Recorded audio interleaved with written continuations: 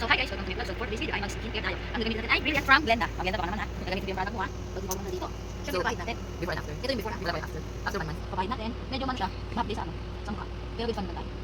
Ay pahid lang. Pahid. So ito yung mga nakuha sa ating base. Dirty. And the next step is itong ano, cream. Topical cream from Brilliant pa rin. So bubuksan natin. Siyempre kung gagamit ng bubuksan. And then ito yung naman niya. Siyempre para di mapanis, puputsarahin natin. So konti lang. Lagay sa ano, sa kamay. And then pahid. And then with mirror. Pahid lang. Happy talaga guys. Kasi guys, malabas na yung ano niya, pimples. Pag ganyan daw is madalas na yung bigla. Siyempre, balik na natin and expose it. And the next, last but not least, yung ano, sunscreen nila. Di lang pamagay yung sunscreen, pwede pamagay. Dahil wala na naman, ititaktak natin. Wala expose star, so yun natin expose star in Rosemar, ito Rosemar. Yung product ni Rosemar, gawag lang parami. Nakikita. Right ahead. Hanggang sa. Isa pa. Hindi na nakapit. Sunscreen right ahead. Yan. So, hanggang the end ko na type.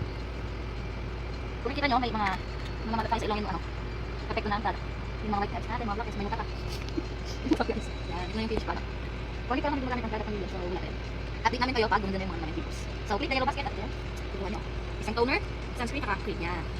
Get yours na. So, yellow basket. Stick it.